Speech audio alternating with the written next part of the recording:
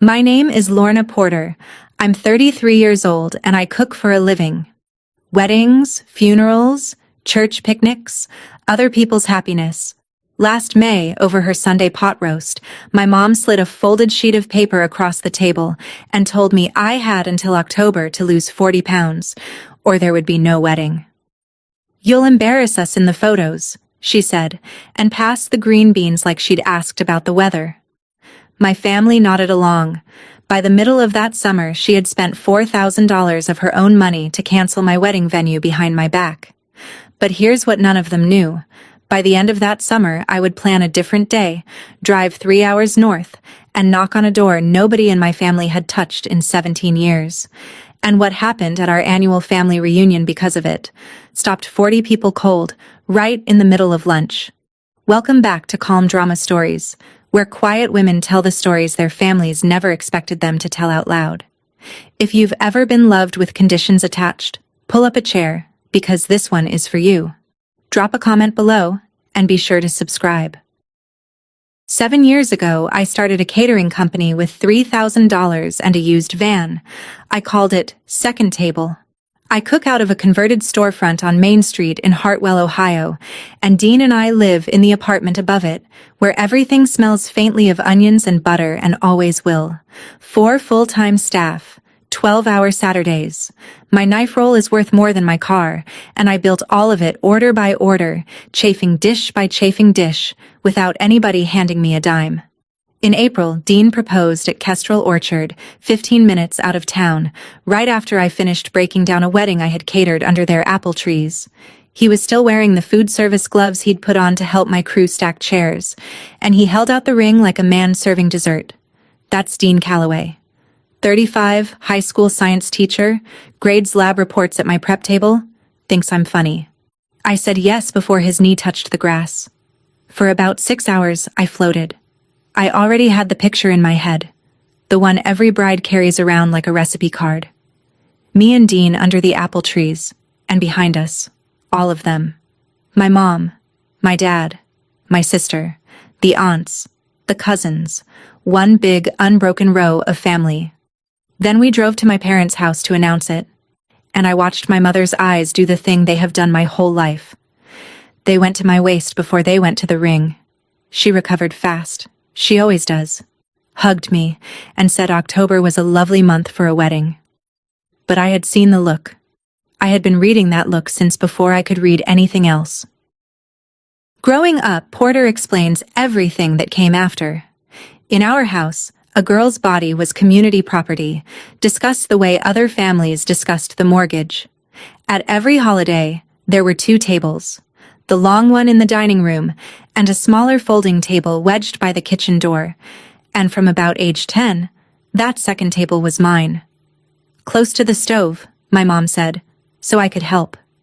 My dessert plate got quietly cleared before dessert. My sister Meredith's plate never did. Not because they loved her more, but because she had learned by 8 years old to leave food on it, and I hadn't. The kitchen was supposed to be my punishment.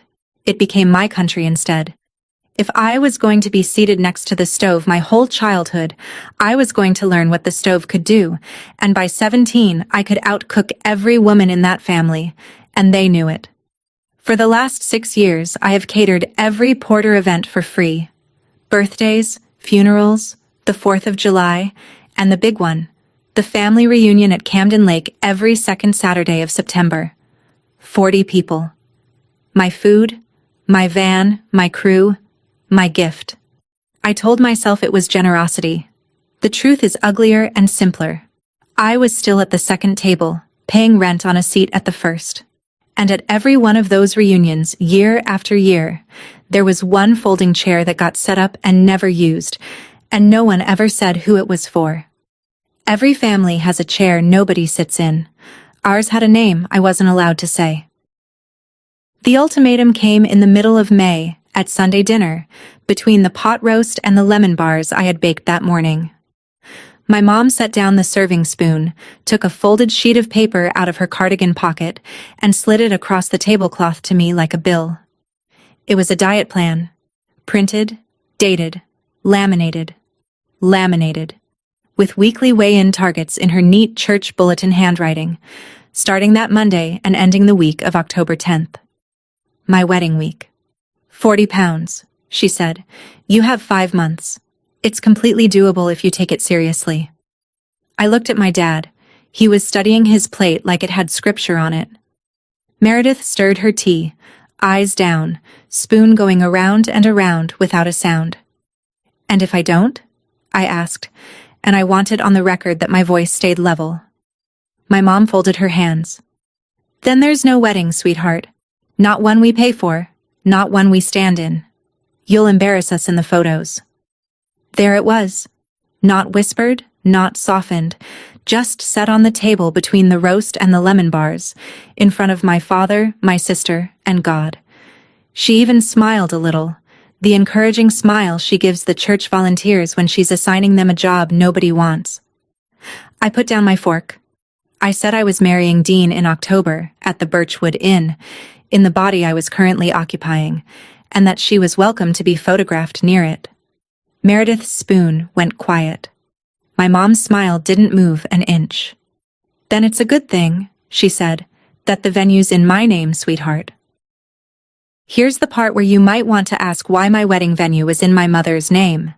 And here's the part where I tell you I asked the same thing out loud back in April. The Birchwood Inn was her gift. That was the word she used, gift, when she announced. Announced. Past tense. Done deal. That she had already booked it, signed the contract, and put down the $4,000 deposit for the second Saturday in October. I never picked it. I never even toured it before it was mine. Now, I run a business. I know what a signature means. So that same week I called the events coordinator, a perfectly nice woman named Bethany, and asked to be added to the contract. And Bethany apologized and explained the Birchwood only carries one signing client per event. House policy, no exceptions. The contract holder makes the changes. Fine. So I offered my mom a check for the full deposit that day so we could rebook it under my name. She wouldn't take it. It's my gift, she said, with her hand flat over her heart like I'd insulted the flag. Don't you dare insult me. And what do you do with that? In April, when everything is still smiles and cake tastings, you tell yourself your mother booked your wedding because she loves you. You notice the little cold spot in your stomach, and you set it aside, because making it a fight would make you the fight. I had done the math, and the math had one answer I didn't want to say out loud. A gift you're not allowed to refuse isn't a gift. It's a leash with a bow on it. Dean found out about the ultimatum that Sunday night and got very quiet, which for Dean is the same as shouting. I proposed to the woman who was standing there, he finally said. All of her. I don't remember ordering a smaller one. His family, the Callaways, are what I understand normal to be. His mother asked what we were serving and whether she could bring her lemon cake, and that was the entire list of her demands. The contrast made my chest ache. Still, I tried. That Wednesday, I went back to my parents' house alone, sat in my mom's spotless kitchen, and offered her the truce I'd rehearsed in the van. I told her I'd hire a trainer if it made her feel better. For strength, for the long haul, for me. But there would be no scale, no weigh-ins, no deadline attached to my marriage. I thought it was generous. She listened with her head tilted, the way she listens to bad news from the pulpit. You think I'm being cruel? She said. I am the only person in your life honest enough to protect you. The world is vicious to women who let themselves go, Lorna. I know exactly how vicious. A mother fixes her daughter before strangers get the chance. She truly believes that. I need you to understand it, because it's the engine of everything she did next. In her country, criticism is a mother's love language, and she considers herself fluent. She patted my hand like we'd agreed on something. The 4th of July, she said, the whole family will be at the cookout. You'll give me your answer there, in front of everyone, one way or the other. Hartwell itself was the board she was playing on. 12,000 people, one high school, one good diner, and a church, St. Mark's, where my mother has run the hospitality committee for 19 years. In a town like ours, reputation is a currency, and my mom is the family's treasurer. She decides what the Porters look like from the outside, which news gets shared after service, which gets buried in the casserole talk, whose photo makes the mantle. And the crown jewel of the operation is the reunion. Every second Saturday of September, the whole Porter and Bennett clan, my mom's side, takes over the pavilion at Camden Lake. 40 people, horseshoes, 3 generations of folding chairs, and, for the last 6 years, my food anchoring the whole thing while my mother collects the compliments at the head table. This September would be the 24th year. I could plate that afternoon from memory, and every year, off at the end of the last table, the extra chair. Nobody assigns it. Nobody folds it up either. It just stands there with its back to the lake, and the one time I asked about it, I was maybe 20. The tablecloth talk went so quiet you could hear the boat motors, and my Aunt Patty got up and started scraping perfectly clean plates. I stopped asking.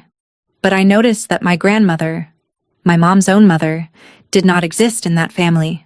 No visits, no calls, no name. She wasn't dead. Dead people get mentioned at Thanksgiving. She was something worse than dead. She was edited out.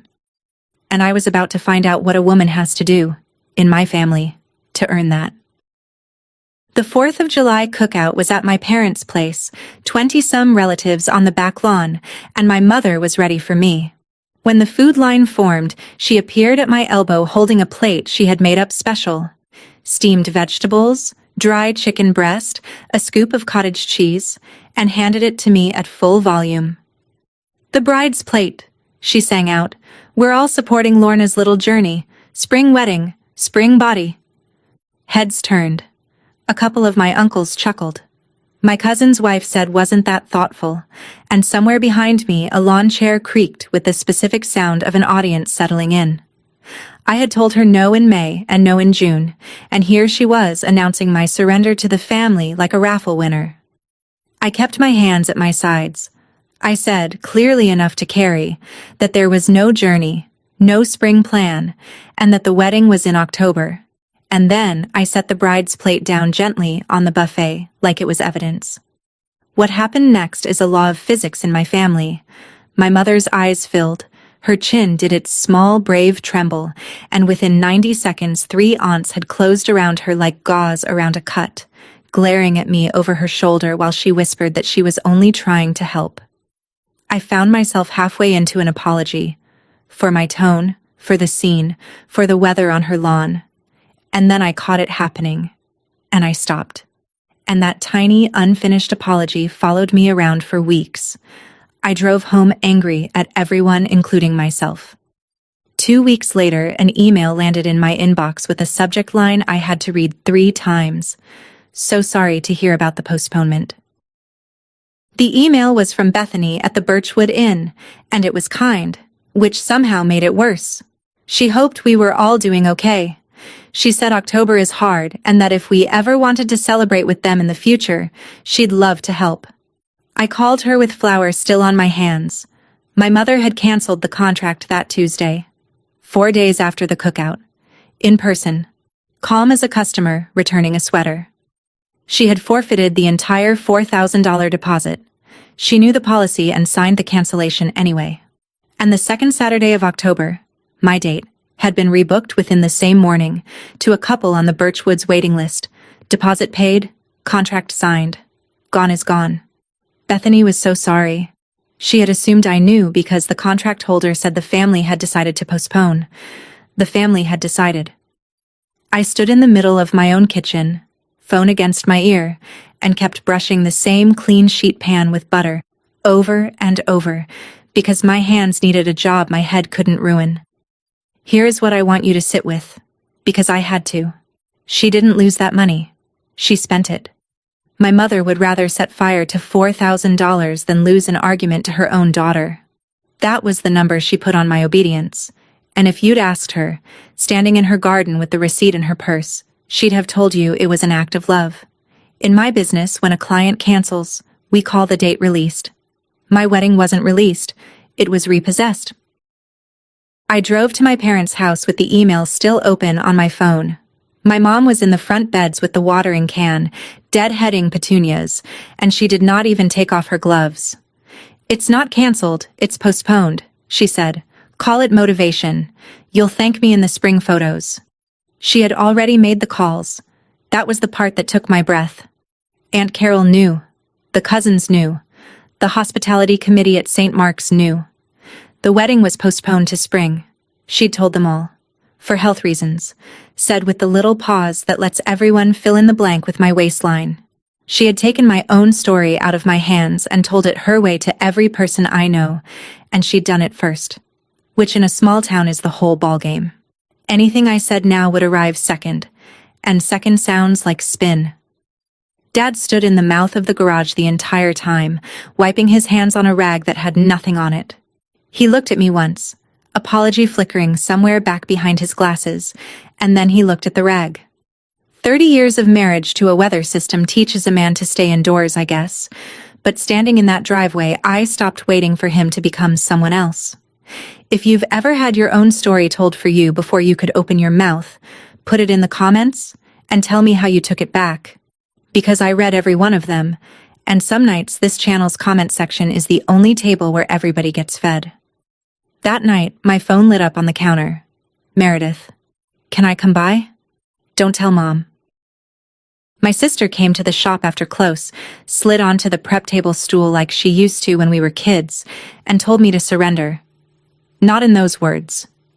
In her words, it was, "Just do the plan, Lorna. It works. It's easier when you're on her good side." I looked at her. 29 years old, my baby sister, raising Katie on her own and doing it well, and so thin that her watch spins loose on her wrist. She had a bag of almonds in her purse, and while we talked, she took out exactly 6 and ate them slowly, like a hand of cards she was rationing. I asked her when she'd last eaten bread in front of our mother. She laughed and then stopped, because it wasn't a joke, and neither of us could remember. "I've been auditioning for her good side for 30 years, Mer," I said. "Nobody's ever been cast." She fiddled with the pastry box I'd packed for Katie, apple hand pies, the ones with the sugar on top, and I watched my sister flip the box over, without even noticing she was doing it, looking for a nutrition label that wasn't there. That's when the anger drained out of me and something colder and sadder moved in. She wasn't the enforcer. She was an inmate with privileges. "The plan works," she says. "The plan is her whole life. Weigh less, want less, take up less room, and call the cell cozy." When she left, she hugged me hard and whispered that Mom just loves us her own way, and I stood in my doorway a long time. You don't get to be angry at the other person drowning. You just swim different. I'd love to tell you I stayed strong, but you deserve the truth. And the truth happened at midnight on a Tuesday in my empty commercial kitchen.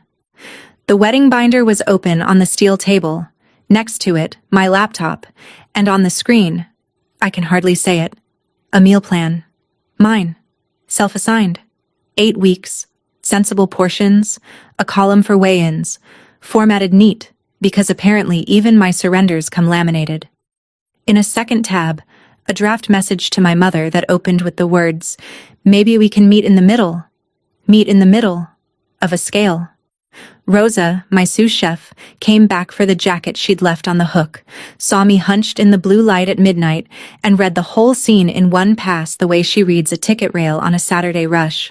She's 41, raised 3 kids, worked every kitchen in this county. She reached over my shoulder and closed the laptop, quiet as a dealer folding a bad hand. "You feed everyone, Heffa," she said. "Who feeds you?" And that did it. I cried once that whole summer, and it was right there, into a clean side towel, in the kitchen I built, with the ovens ticking as they cooled. Not over the venue, not even over the money, but because I had just watched my own hands start setting the second table for me, out of habit, with nobody even asking. Rosa stayed while I locked up. In the morning, I deleted the meal plan and the message, and I texted my mother that I'd be by Saturday to pick up my wedding documents. There was one box in that house that was still mine, and I wanted it back. Saturday morning, my parents were at the St. Mark's Church picnic, exactly where the bulletin said they'd be, and I still had a key to the house I grew up in. I'd texted ahead, and my mother had texted back one line about the documents being in the dining room, in the sideboard, where important things in our family have always gone to be controlled. The house was silent the way only her house is silent. Cushions at attention, air that smells like lemon polish and rules. My box was there, on the bottom shelf. Vendor contracts, my guest list, the invitation proofs. All of it filed under her roof because back in April, I hadn't thought to ask why my things needed her supervision. I hugged the box to my hip and shut the cabinet door, and the old drawer above it, warped since I was a kid, jumped its track and gaped open, and a stack of photo albums slumped sideways with the soft sound of falling books. I knelt to fix them, because heaven forbid a drawer in that house stand crooked, and that's when the loose photograph slid out and landed face up on the carpet between my knees. Black and white gone yellow at the edges. A skinny girl in a Sunday dress standing very straight against a kitchen doorframe I didn't recognize, and underneath her feet, in the white border of the photograph, someone had written a number in pencil. Small, neat, faded. A number with the pound sign after it. I sat back on my heels in my mother's spotless dining room, alone, box on my knees, and I turned the album on the top of the stack over. Sandra, 1972, the spine said, in a man's blocky hand. I opened the album on the dining room floor, and I met my mother at 8 years old, and I did not stand up for a long time. Every photograph had a number. Under my mom on a bicycle. Under my mom in a swimsuit at Camden Lake, arms crossed hard over her stomach. Under my mom at what looks like her first communion, hands folded, chin up, eyes flat as a Monday. Penciled in the white border, page after page, year after year, the same blocky handwriting from the spine, my grandfather Walter's. Recording her weight next to her age like a farmer tracking a heifer at the fair. Some pages had the number circled. One had it underlined twice, and next to it, the only written comment in the whole album, needs watching. There was a photograph of the kitchen with an actual chart taped to the refrigerator, columns and dates, and my mother, maybe 12, standing beside it with her toes pointed in. And in nearly every family shot, at the edge of the frame like weather, a young woman with a set jaw, looking away, not at the camera, not at the chart, at some middle distance where none of it was happening. My grandmother, Ruth. I sat there on the carpet with my wedding box beside me, and this other inheritance open on my knees, and every certainty I'd packed into that house rearranged itself in about 4 minutes. Because I had spent my whole life believing my mother invented our family's little religion. The scale, the plates, the second table, the photographs that had to flatter. She hadn't invented anything. She'd survived it, the way you survive a house fire, by learning to smell smoke everywhere, forever. My mother wasn't the author of the ledger. She was its first entry. I put the album back the way I found it, straightened the drawer, and took only what was mine. And driving home with the box in the passenger seat, a memory I'd filed under family legend for 17 years came back and reintroduced itself as a crime scene. I was 16. My mother's 44th birthday, the good tablecloth, both sides of the family packed into our dining room. Somebody, an uncle, I never fixed which one, looked at the dessert going around and made a joke about keeping an eye on the waistlines of the Porter girls, and got his laugh. And the laugh went around the table the way it always did. Except this time my grandmother stood up. Ruth Bennett, 66 years old, wine glass in one hand, the other flat on the tablecloth, and the room went down to nothing, and she said it. We weighed the girls in this family, and we called it love. I let it happen to you, Sandra. I will not sit here and watch it happen to them. Nobody moved. My mother laughed, the hostess laughed, and said, Mother has had too much wine, and somebody changed the subject with both hands, and dessert continued.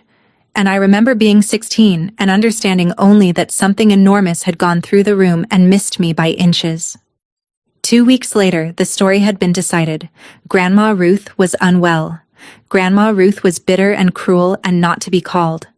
Her Christmas cards stopped getting through. The one I mailed myself at 22 came back with a yellow forwarding sticker and no new address. The chair at the reunion went empty and stayed empty, and her name left our family's vocabulary. 17 years I'd been told the exile was the punishment for cruelty. It was the punishment for one true sentence. And she was the only person alive who'd already paid the bill I was staring at. There was exactly one person in the family soft enough to still have the address and scared enough to have never used it, and she sells jam. My Aunt Patty, my mom's younger sister, 57, the quiet one, runs a preserve stand at the Hartwell Farmers Market on Saturdays, and I waited until she was alone with her jars before I asked. I didn't work up to it. Aunt Patty, I need Grandma Ruth's address. Her hands stopped over the raspberry row. She looked at me for a long moment, glanced down the aisle the way people in my family always glance, checking for my mother the way you check for traffic. And then she pulled her order pad over and wrote it on the back of a receipt. A street I'd never heard of, in a little lake town 3 hours north. Her handwriting shook, and it held steady on the numbers, like the address itself was the one thing she'd kept polished all these years. She writes me every Christmas, Patty said, very quietly, sorting jars that were already sorted. Asks about you girls by name. Every year. I asked when she'd last written back. She adjusted the lids on a row of perfectly straight lids. It was easier not to, she said. And there it was. The whole family system shrugged into one small sentence. Easier not to.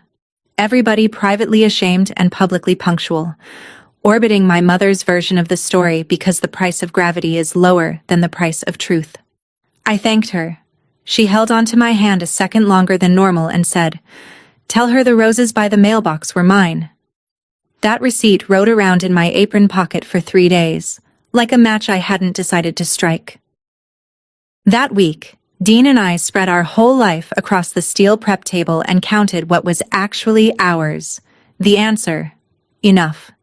I had $14,600 saved toward opening a second kitchen across the county line, 3 years of skipped vacations and kept alive equipment, the closest thing I have to a dream with a number on it. The Finches, who own Kestrel Orchard and have hired me for every event under those apple trees for 5 years, heard what happened. Vendors talk, and Bethany feels terrible, and offered me the orchard for $1,800, their cost. One catch. The season was closing, and they had exactly one Saturday left on the books. September 12th. I looked at the calendar and laughed out loud. One short laugh with no comedy in it. September 12th is the second Saturday of September. The reunion. 24 years of Camden Lake, 40 relatives, and my food at the middle of it. The one day of the year my family would already be gathered, 20 minutes away measuring each other. Dean watched me do the math and said we could look at spring dates somewhere else, and I thought about it for exactly as long as it took to pour 2 cups of coffee. Caleb, Dean's little brother, deploys on the 18th. A spring date meant a folding chair where his best man should be, and there was something else. Something with a spine in it. I had spent 33 years scheduling myself around that family's calendar, eating around it, dressing around it, apologizing around it. Book it, I said. September 12th, we invite everyone. All of them. Nobody has to choose between us. They just have to drive 20 minutes. Rosa printed the invitations that weekend. One envelope stayed blank on the steel table for 2 days, and I knew whose name went on it, and I wasn't ready to write it yet. I delivered my mother's invitation myself, to her kitchen, on a Tuesday, because I wanted her to hear it from my mouth and not from the town. Cream cardstock, ivy border, Lorna and Dean, September 12th, Kestrel Orchard, and underneath the time, one line Dean and I had argued into place at 2 a.m. Come as you are. No conditions. She read it at the counter with her reading glasses low, taking her time, the way she reads a casserole recipe she intends to improve. Then she set it down and actually smiled. Nobody will come, sweetheart.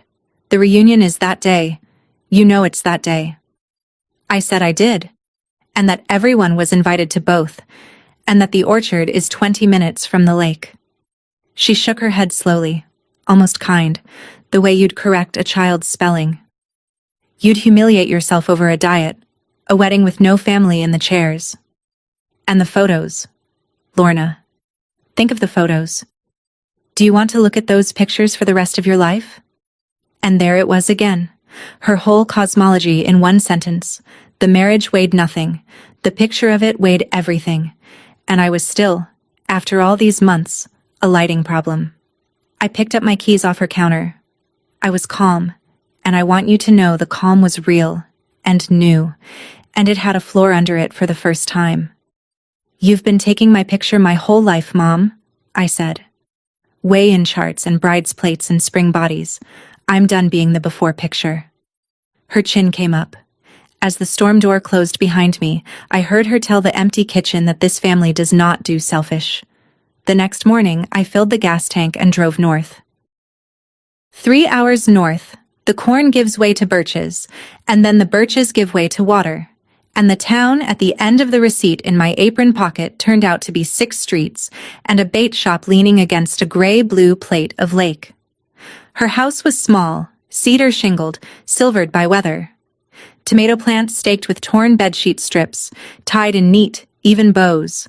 A garden run by someone with standards and no audience. I sat in the van a full 5 minutes, hands at 10 and 2, engine off. Then I walked up and knocked.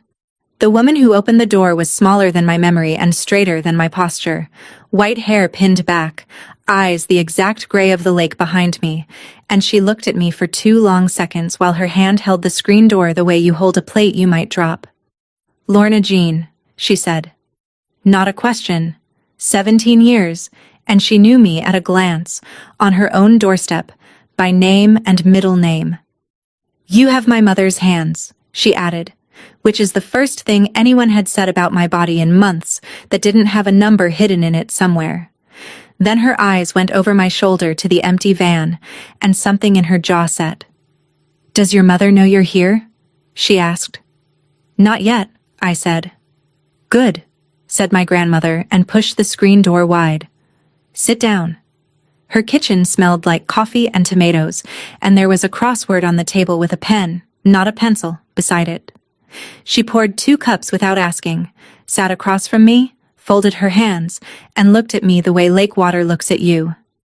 Ask me the real question, child. So I asked, and she answered like a woman who had been keeping the story fed and watered for 17 years in case anyone ever came for it. My grandfather Walter weighed his daughters every Monday before school, in the hallway, on a doctor's scale he'd bought at an estate sale, and he wrote the numbers on photographs and charts and, once, in the margin of Sandra's report card next to her spelling grade. Ruth watched it happen for 30 years and said almost nothing. Silence is also a diet, she told me, looking at her own hands on the coffee cup. I kept it for decades. It never once made me smaller in a way that helped.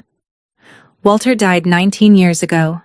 Grief loosened something slowly, and 2 years after they buried him, at my mother's 44th birthday, with the joke going around the table and the laugh going around after it, she stood up because, her words, she was 66 years old and had run out of appetite for lying. I asked if she regretted it. She thought about it honestly, which scared me. I regret the 30 years before it, she said. Not the sentence. Then she told me the part that broke something and said it at the same time. Your mother is the best student that school ever had. That's the tragedy, Lorna Jean. They weighed the girls and called it love, and she got straight A's. If somebody in your family got erased for telling the truth out loud, light a candle for them in the comments. First name only, that's enough. Let's fill a page with the chairs nobody sat in. And if you're new here, subscribe, because the second half of this story is the reason you came. I took the blank envelope out of my bag, and I wrote her name on it at her own kitchen table.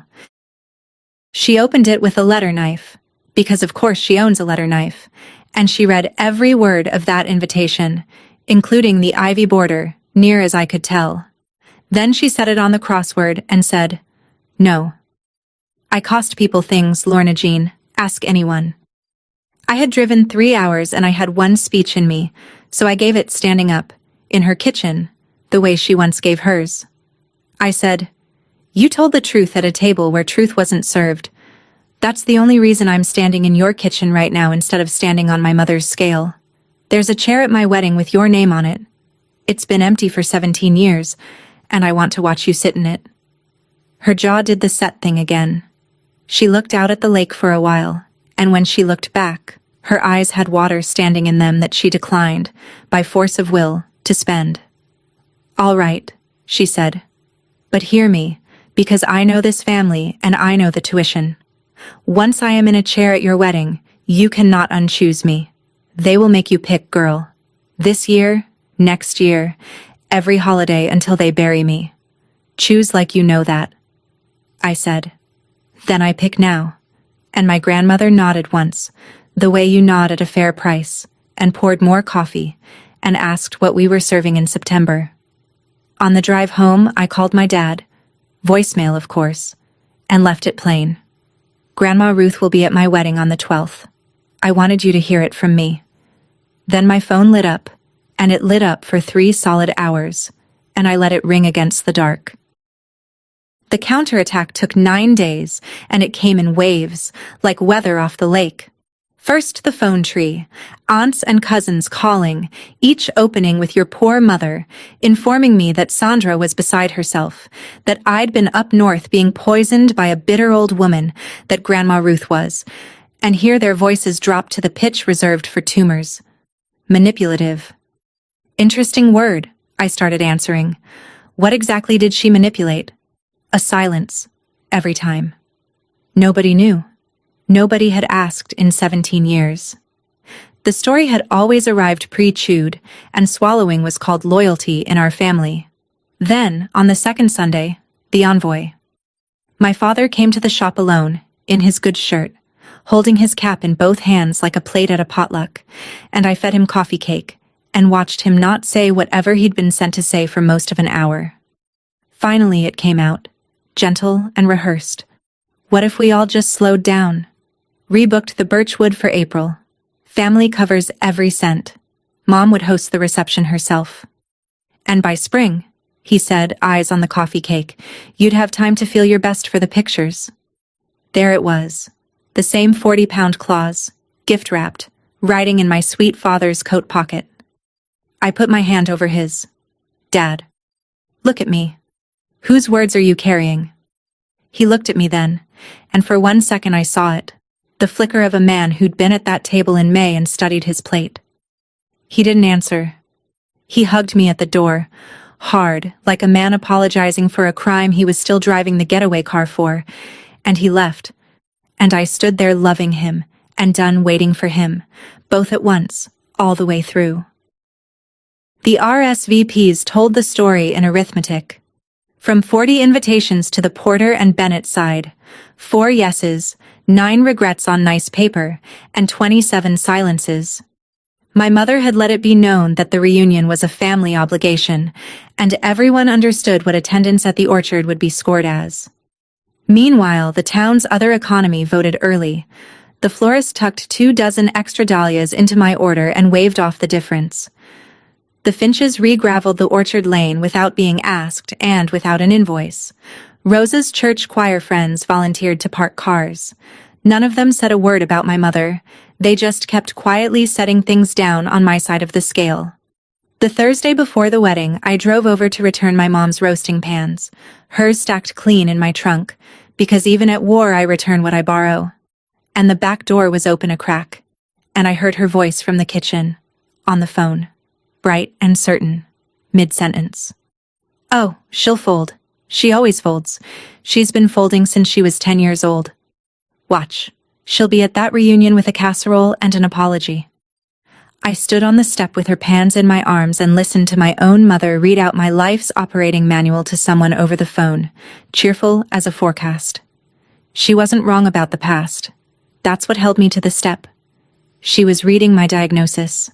And a diagnosis, read out loud, is also a cure, if you're standing where you can hear it. I set the pans down inside the door without a sound. Then I took the house key off my ring. the key I'd carried since high school, hung it on the hook by the door, and drove back to my own kitchen. The night before the wedding, my crew staged a mutiny. I walked into my own kitchen with my checklists, and Rosa physically took the clipboard out of my hands and pointed at a stool. "For once," she said, "you sit." They had planned the whole menu behind my back. My recipes, their hands, and taped a sign over the pass that said, "The bride cooks nothing," by order of the kitchen. That's what my people gave me for a wedding present, a night off in my own restaurant, and I sat on that stool with a glass of cider and watched the best team in 3 counties cook my food better than I would have, because they were cooking it for me. Grandma Ruth arrived at 6, by regional bus, with 1 suitcase older than my mother, and a garment bag she guarded like documents. She stood in the doorway of my kitchen taking inventory, the ovens, the crew, the sign over the pass, and said, "So this is what you built with the seat they gave you." And I had to turn and wipe down a counter that was already clean. Upstairs, later, she watched me try the dress on one last time, and I braced for the family reflex, the tug, the pin, the helpful suggestion. She circled me once, slow, hands behind her back like an inspector, and then she nodded at the mirror and delivered the only alteration she thought the dress needed. "You'll want to breathe tomorrow," she said. "Brides forget to breathe." We drank tea. She took the guest room. Through the wall, I heard her working the crossword out loud, in pen. At 7 the next morning, wheels crunched up the orchard lane. Early, before the chairs were even wiped of dew. A champagne-colored sedan. My mother's. She came alone, in the lilac dress she wears for occasions she intends to win, and she found me in the aisle between the folding chairs with dew still on my sneakers, and my hair in a clip. For a moment neither of us said anything, and the orchard said all of it. The Archdean's brother built, the muslin runner pinned against the breeze and draped over the leftmost chair in the front row, where she could not possibly miss it, a folded gray shawl. My mother looked at that shawl the way other people look at an accident. Then she turned to me, and her voice came out softer than I'd heard it since I was small, and that softness was the most dangerous thing she'd brought. "I'm here to give you your wedding," she said. "The real one. Listen to me before you say something proud. Send her home, sweetheart. Put her on the bus today, before people see. We move the wedding to spring, back at the Birchwood. I'll pay whatever it costs to fix what you've done, and today doesn't have to be a waste.